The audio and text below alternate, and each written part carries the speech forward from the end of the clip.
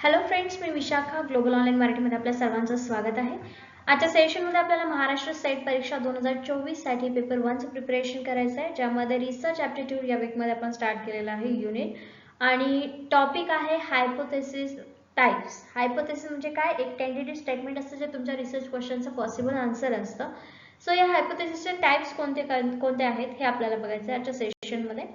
So let start with the hypothesis types. Session start करण्यापूर्वी एक important सूचना किंवा संधी आहे त्या स्टुडंटसाठी जे स्टुडंट्स यावर्षीची एक्झाम टार्गेट करतायत त्यांच्यासाठी. जसं की आपल्याला माहिती आहे या एक्झामची डेट आता आलेली आहे आणि या एक्झामच्या डेटनुसार आता आपल्याला काय करायचं आहे, प्रिपरेशनला सुरुवात करायची आहे. सो या हिशोबाने पेपर 1 साठी आम्ही कंप्लीट कोर्स घेऊन आलो जो तुम्हाला हेल्पफुल ठरणार आहे थ्रू आउट प्रिपरेशन किंवा या येणाऱ्या एक्झाममध्ये मॅक्झिमम स्कोर करण्यासाठी. सो या कोर्समध्ये आम्ही तुम्हाला देतात live lectures, weekly test, full syllabus notes, full syllabus mock test, 2000+ MCQ PDF, PYQs with solution for paper 1 only. या पूर्ण कोर्सची फीस आहे 3000 रुपये आफ्टर डिस्काउंट, म्हणजे डिस्काउंट प्रोव्हाइड करत आहोत. आफ्टर डिस्काउंट त्याची फीस होते 2400 रुपये. कोर्सला जॉईन होण्यासाठी फक्त इकडे दिलेल्या व्हॉट्सअप नंबरला मेसेज करा किंवा प्ले स्टोअर ग्लोबल ऑनलाईन नावाचा ॲप डाउनलोड करा आणि त्याच्यातून तुम्ही जॉईन होऊन प्रिपरेशनला सुरुवात करा. 5 डिसेंबर पासून न्यू बॅच चालू होते, तर त्या हिशोबाने तुम्ही जॉईन करा आणि एक्झाम पर्यंत प्रिपेअर व्हा.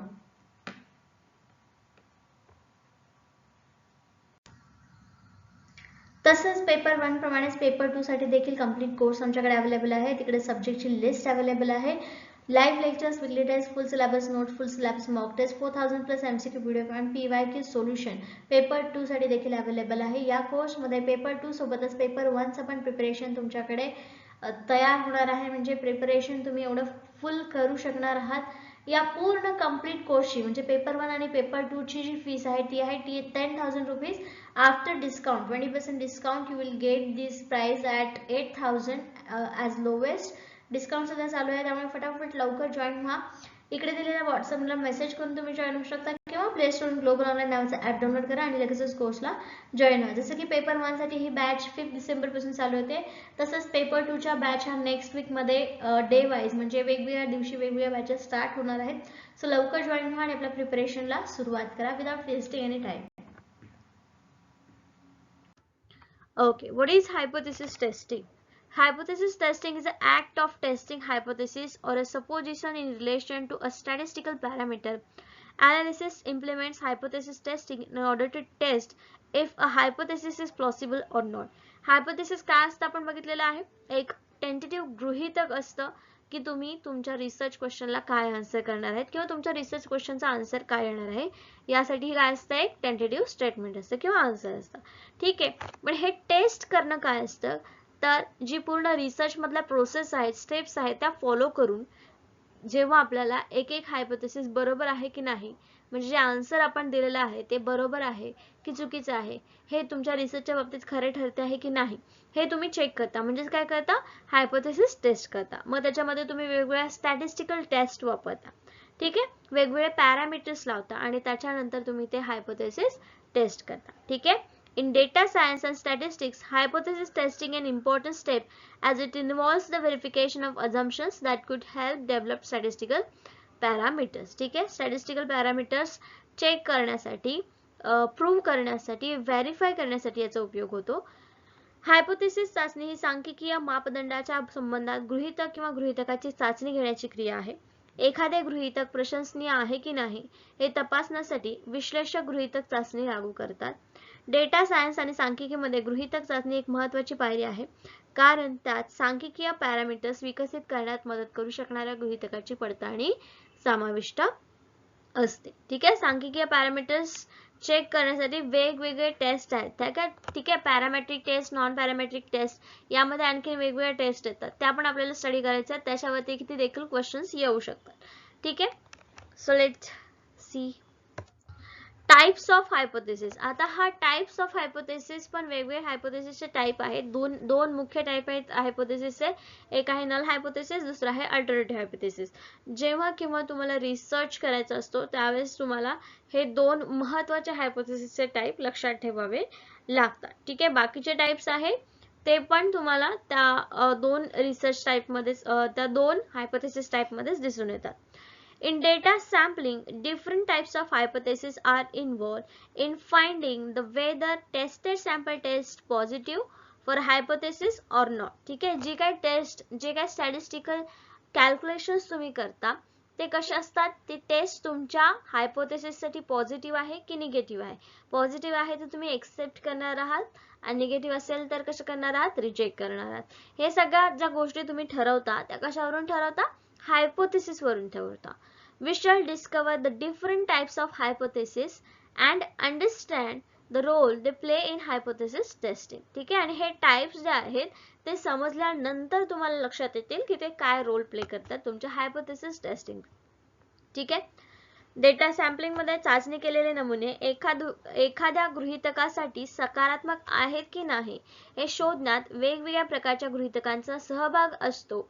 या विभागात आम्ही गृहीतकांचे विविध प्रकार शोधून काढू आणि गृहीतक चाचणीत त्यांची भूमिका समजून घेऊ. ठीक आहे. फर्स्ट आहे अल्टरनेटिव्ह हायपोथेसिस. ठीक आहे, सगळ्यात पहिलं हे तुम्हाला बघायचं आहे की अल्टरनेटिव्ह हायपोथेसिस काय आहे. अल्टरनेटिव्ह हायपोथेसिस H1 ने डिनोट केलं जातं. मराठीमध्ये याला पर्यायी गृहीतक म्हटलं जातं. नोट करा जर तुम्हाला आवश्यक असेल तर. ठीक आहे, मराठी स्लाइड पण अवेलेबल आहेत, पण याच्यामध्ये लक्षात ठेवा पर्यायी गृहीतक याला म्हटलं जातं. H1 ने डिनोट केलं जातं. डिनोट करणं म्हणजे लिहिलं जातं की हे जे तुम्ही हायपोथेसिस मांडलेलं आहे ते अल्टरनेटिव्ह हायपोथेसिस आहे. ठीक आहे. अल्टरनेटिव्ह हायपोथेसिस मध्ये काय असतं, the research hypothesis state that there is a relationship between two variables. प्रत्येक वेळेला what is the variables हा प्रश्न येतो. तर what is variable? variable म्हणजे ज्या गोष्टींवर तुम्ही रिसर्च करणार आहे त्याच्यामध्ये वेगवेगळ्या गोष्टी असतात. ठीक आहे, जेव्हा दोन गोष्टींवरचा तुम्ही अभ्यास करता तेव्हा ते काय असतात, व्हेरिएबल्स असतात. ठीक आहे. फॉर एक्झाम्पल मी नेहमी एक्झाम्पल देते सन आणि ट्रीचं. ठीक आहे, एक व्हेरिएबल आहे ट्री. ठीक आहे, एक व्हेरिएबल काय आहे आपला ट्री आणि दुसरा एक व्हेरिएबल आहे सन. ठीक आहे. सो याच्यामध्ये आपण काय कन्सिडर केलेलं आहे, सन जो आहे या सनची सन रेज किंवा सूर्यकिरण जी आहेत ती ही झाडांना मदत करतात फोटोसिंथेसिस प्रोसेस कंप्लीट करण्यासाठी. आता ही फोटोसिंथेसिस प्रोसेस काय आहे, तर अन्न तयार करण्याची प्रक्रिया, ज्याच्यामुळे झाड आपल्याला हिरवं दिसतं. याच्यासाठी काय करतो, सूर्य त्यांना मदत करतो. ठीक आहे, हे सायन्स आपण बघितलेलं आहे आणि याच्यामध्ये आपण सांगतोय की व्हेरिएबल ए जो आहे, सनला आपण व्हेरिएबल ए म्हणूया. ठीक आहे, आणि इकडे ट्रीला काय म्हणायचं, व्हेरिएबल बी म्हणूया. ठीक आहे. सो या व्हेरिएबल मध्ये हा व्हेरिएबल याच्यावरती परिणाम करतोय, म्हणजे सन हा ट्री वरती परिणाम करतोय. हे काय झालं, एक रिलेशन झालं ह्या दोन व्हेरिएबल्स मधलं.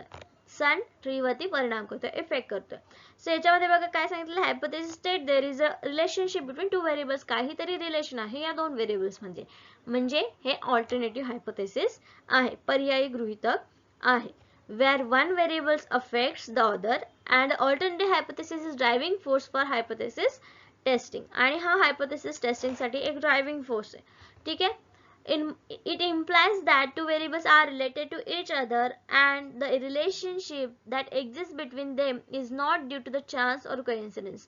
आता याच्यामध्ये काय सांगितलेलं आहे, याच्यामध्ये अल्टरनेटिव्ह हायपोथेसिस मध्ये कंपल्सरी दोन व्हेरिएबल्स मध्ये काहीतरी रिलेशन असणार आहे आणि यांच्यामध्ये असणारी रिलेशन फक्त कोइन्सिडन्स नसणार आहे. ठीक आहे, बाय चान्स किंवा कोइन्सिडन्स नसणार आहे, त्याच्यामध्ये व्हॅलिड रिझन असणार आहे.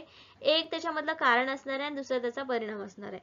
सूर्य काय आहे, कारण आहे, परिणाम काय आहे, झाडावरची होणारी प्रोसेस. ठीक आहे, कॉज अँड इफेक्ट हे कशामध्ये येतं, एक्सपेरिमेंटल रिसर्च मध्ये येतं आणि अल्टरनेटिव्ह हायपोथेसिस मध्ये ते प्रूव्ह होतं. ठीक आहे, अल्टरनेटिव्ह हायपोथेसिस मध्ये ते मांडलं जातं. ठीक आहे. When the process of hypothesis testing is carried out, the alternative hypothesis is the main subject of the testing process. जेव्हा जेव्हा रिसर्च प्रोसेस स्टार्ट होते तेव्हा तेव्हा अल्टरनेटिव्ह हायपोथेसिस पर्यायी गृहीतक हे एक मुख्य विषय असतो टेस्टिंग प्रोसेस मधला. ठीक आहे, टेस्ट प्रोसेस मधला. The analysis intends to the test alternate hypothesis verifies its possibility. आणि काय केलं जातं, हे अल्टरनेटिव्ह हायपोथेसिस व्हेरिफिबिलिटी करतं, प्लॉसिबिलिटी करतं, त्याची व्यवहारिता जी आहे ती तपासून देतं. कोण, अल्टरनेटिव्ह हायपोथेसिस. ओके ओके, बघा आता हे पर्यायी गृहीतक, मराठीमध्ये अल्टरनेटिव्ह हायपोथेसिस H1 किंवा संशोधन गृहीतक असे सांगते की दोन व्हेरिएबल्स मध्ये काहीतरी संबंध आहे जिथे एक व्हेरिएबल दुसऱ्यावरती परिणाम करते. परिकल्पना चाचणीसाठी पर्यायी गृहीतक हे मुख्य प्रेरक शक्ती आहे. याचा अर्थ असा होतो की दोन चल एकमेकांशी संबंधित आहेत आणि ज्यांच्यामध्ये अस्तित्वात असलेला संबंध किंवा संधी किंवा योगायोगामुळे नाही. ठीक आहे. जेव्हा गृहीतक चाचणीची प्रक्रिया पार पाडली जाते तेव्हा पर्यायी गृहीतक हा चाचणी प्रक्रियेचा मुख्य विषय असतो. विश्लेषक पर्यायी गृहीतकाची चाचणी घेण्याचा आणि त्याच्या तर्कशुद्धता सत्यापित करण्याचा मानस आहे. मानस आहे म्हणजे मानलं जातं. ठीक आहे. टेस्ट करण्यासाठी ते वापरलं जातं. ठीक आहे. पुढचं कुठलं गृहीतक आहे? शून्य गृहीतक. जसं की मी म्हटलं दोन मुख्य गृहीतक आहेत. एक तर आहे अल्टरनेटिव्ह हायपोथेसिस पर्यायी गृहीतक आणि दुसरा आहे नल हायपोथेसिस शून्य गृहीतक. शून्य गृहीतक नल हायपोथेसिस H0 किंवा H0 ने डिनोट केलं जातं. याचा उद्देश पर्यायी गृहीतकांना निरस्त करणे हा आहे. ठीक आहे. याचा उद्देश काय आहे? जे अल्टरनेटिव्ह हायपोथेसिस तुम्ही मांडलेलं आहे ते चुकीचं आहे हे सिद्ध करणं याचं काम आहे. ठीक आहे. सांख्यिकीमध्ये दोन व्हेरिएबल्स मध्ये कोणताही संबंध नाही. आता चुकीचं कसं दाखवणार हे? जसं की आपण अल्टरनेटिव्ह हायपोथेसिस मध्ये बघितलं की झाड आहे, झाडावरती सूर्याचा परिणाम होतो, हे अल्टरनेटिव्ह हायपोथेसिस आपल्याला सांगतं. पण इथे शून्य गृहीतक आपल्याला काय सांगतं? की शून्य गृहीतक सांगतं की ए व्हेरिएबल आणि बी व्हेरिएबल्स मध्ये काहीही संबंध नाही. ना सूर्य झाडावरती परिणाम करतोय ना झाडाचा सूर्यावरती परिणाम होतोय. दोन्ही व्हेरिएबल्स वेगवेगळे आहेत. हे कोण सांगतं आपल्याला? शून्य गृहीतक सांगतं. ठीक आहे. एका चलाचा दुसऱ्यावर होणारा परिणाम हा केवळ संयोगामुळे होतो आणि त्यामुळे कोणतेही अनुभवजन्य कारण नाही. आणि जरी त्या दोघांमध्ये काही प्रक्रिया होत असेल तर ती फक्त योगायोगामुळे होते असं शून्य गृहीतक सांगतं. कारण अल्टरनेटिव्ह हायपोथेसिस आपल्याला काय सांगतं की कुठलंही रिलेशन जे आहे, कुठलंही कारण परिणाम जे आहे ते योगायोगाने होत नाही. ठीक आहे. ड्यू टू चान्स किंवा कोइन्सिडन्सने होत नाही. ठीक आहे. शून्य गृहीतक वैकल्पिक गृहीतकाच्या बरोबरीने स्थापित केले जाते. म्हणजेच कुठल्या अल्टरनेटिव्ह हायपोथेसिसच्या बरोबरच त्याला लिहिलं जातं किंवा तयार केलं जातं. नंतरच्या गृहीतकाप्रमाणेच महत्त्वाचे मानले जाते. गृहीतक चाचणीमध्ये शून्य गृहीतकाची प्रमुख भूमिका असते कारण ती वैकल्पिक गृहीतकाच्या विरुद्ध चाचणीवर प्रभाव टाकते. शून्य गृहीतक काय असतं? निगेटिव्ह असू शकतं आणि अल्टरनेटिव्ह हायपोथेसिसच्या अपोजिट असू शकतं. ठीक आहे. आता बघा आपल्या रिसर्चला दोन आन्सर्स असू शकतात. एक तर परिणाम होऊ शकतो नाहीतर नाही होऊ शकत. म्हणून इथे दोन प्रकारचे हायपोथेसिस आपल्याला मांडावे लागतात. एक अल्टरनेटिव्ह हायपोथेसिस, एक नल हायपोथेसिस. त्या दोन्हीपैकी जे हायपोथेसिस आपल्याला रिझल्ट मध्ये येणार आहे ते काय असणार आहे आपलं? ते हायपोथेसिस आपण एक्सेप्ट करणार आहोत. राईट. तेव्हाच आपला रिसर्च कसा होणार आहे? व्हेरीफाईड होणार आहे आणि प्लॉसिबल होणार आहे. ठीक आहे. पुढचा प्रकार आहे non directional hypothesis. The non-directional hypothesis states that the relation between two variables has no direction. Non-directional म्हणजे ज्याला दिशा नाही असे हायपोथेसिस. ठीक आहे. दिशाहीन गृहीतक ज्याला म्हटलं जातं. आता परीक्षेमध्ये तुम्हाला हे फक्त एक्झाम मध्ये एखादा क्वेश्चन याच्यावरती विचारला जाऊ शकतो. मोस्टली क्वेश्चन तुम्हाला नल हायपोथेसिस किंवा अल्टरनेटिव्ह हायपोथेसिस वरचे विचारले जातात. Simply put, it asserts that there exists a relation between two variables but does not recognize the direction of effect, whether variable A affects variable B or vice versa. ठीक आहे. Non directional मध्ये काय असतं की hypothesis आता बघितलं आपण की रिजेक्ट करायचं आहे की एक्सेप्ट करायचं आहे हे आपण चेक करतो. ज्याच्यामध्ये आपल्याला सांगितलं अल्टरनेटिव्ह हायपोथेसिस जे आहे ते सांगतं की या दोन्हीमध्ये रिलेशन आहे. नल हायपोथेसिस सांगते की या दोन्हीमध्ये काहीही रिलेशन नाही. मग आपण रिलेशन आहे आपल्याला जर रिझल्ट मध्ये आहे दिसला तर आपण ऍक्सेप्ट करणार. ठीक आहे.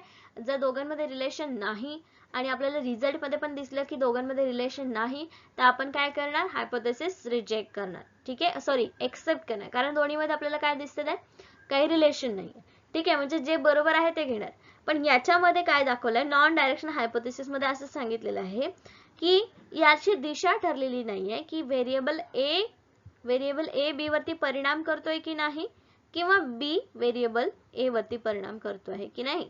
ठीक आहे. म्हणजे सनचा झाडावरती परिणाम होतोय की झाडाचा सनवरती परिणाम होतोय याची दिशा काही ठरलेली नाहीये. दोन्ही व्हेरिएबल्स मध्ये परिणाम होतोय पण नेमकी कोणता व्हेरिएबल कशावरती परिणाम करतोय हे आपल्याला दिसत नाही. म्हणजे दोन्ही साइड्स इथे ओपन्स आहेत. ठीक आहे. म्हणजे कुठल्याही साइडनी हायपोथेसिस रिजेक्ट केलं जाऊ शकतं. ठीक आहे. म्हणून याला काय म्हणू शकतो आपण? Non directional hypothesis. ठीक आहे. डायरेक्शन फिक्स नाहीये व्हेरिएबल्सची, कोणत्या कोणावर परिणाम करतो. मग आता बघा नॉन डायरेक्शनल मधून दोन्ही दिशा ओपन आहेत, एक तर हायपोथेसिस एक्सेप्ट होऊ शकतं, रिजेक्ट होऊ शकतं कुठल्याही साईडने, तर याला आपण काय म्हणायचं, टू टेल्ड हायपोथेसिस. काय म्हणायचं, to tailed hypothesis. To tailed, दोन्ही साईडने, दोन शेपूट आहे त्याला असं आपण म्हणू शकतो. अशा प्रकारे लक्षात ठेवा. ठीक आहे, टू टेल्ड हायपोथेसिस. ठीक आहे, दिशाहीन गृहीतक त्याला म्हटलं जातं. दिशाहीन गृहीतक असे सांगते की दोन चलांमधील संबंधाला दिशा नसते. सोप्या भाषेत सांगायचे तर असे प्रतिपादन करते की दोन व्हेरिएबल्स मध्ये एक संबंध आहे, परंतु परिणामाची दिशा ओळख नाही. व्हेरिएबल्स ए व्हेरिएबल बी ला प्रभावित करते किंवा त्या उलट होते. म्हणजे एक तर व्हेरिएबल याच्यावरती परिणाम करतो, बी वरती परिणाम करतो, किंवा बी ए वरती परिणाम करतो, हे काय दिसत नाही, दिशा त्याला नसते. ठीक आहे. चौथा प्रकार आहे directional hypothesis. Opposite to non directional hypothesis असणार आहे.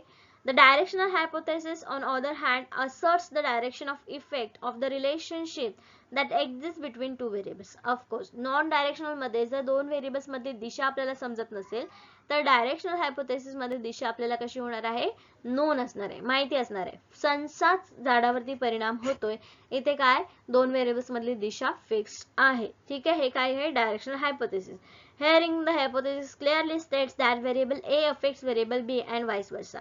बघितलं आपण, सनचा, सूर्याचाच प्रकाश झाडावरती परिणाम करतो, म्हणजे सूर्य हा व्हेरिएबल जो आहे तो झाड या व्हेरिएबल वरती परिणाम करतो. ए व्हेरिएबल बी वरती परिणाम करतोय किंवा बी व्हेरिएबल ए वरती परिणाम करतोय. दिशा फिक्स्ड आहे, एक तर हो किंवा नाही, परिणाम करतोय किंवा नाही करतोय, एक्सेप्ट करायचा किंवा रिजेक्ट करायचा. याला एकच टेल असणार आहे. ठीक आहे, म्हणून याला वन टेल हायपोथेसिस असं देखील म्हणतात. ठीक आहे, यूजीसी नेट सेट एक्झाम मध्ये पण याच्यावरती क्वेश्चन्स विचारले जाऊ जातात की हा वन टेल हायपोथेसिस म्हणजे काय किंवा टू टेल हायपोथेसिस म्हणजे काय. ठीक आहे, सो डायरेक्शनल हायपोथेसिस मध्ये, नॉन डायरेक्शनल हायपोथेसिस मध्ये टू टेल हायपोथेसिस असतं आणि डायरेक्शनल हायपोथेसिस मध्ये वन टेल हायपोथेसिस असतं. एका साइडने ते रिजेक्ट किंवा एक्सेप्ट केलं जाऊ शकतं. ठीक आहे, पाचवा प्रकार आहे आणि लास्टचा प्रकार आहे हायपोथेसिसचा, स्टॅटिस्टिकल हायपोथेसिस, सांख्यिकीय hypothesis. A statistical hypothesis is a hypothesis that can be verified to be plausible on the basis of statistics.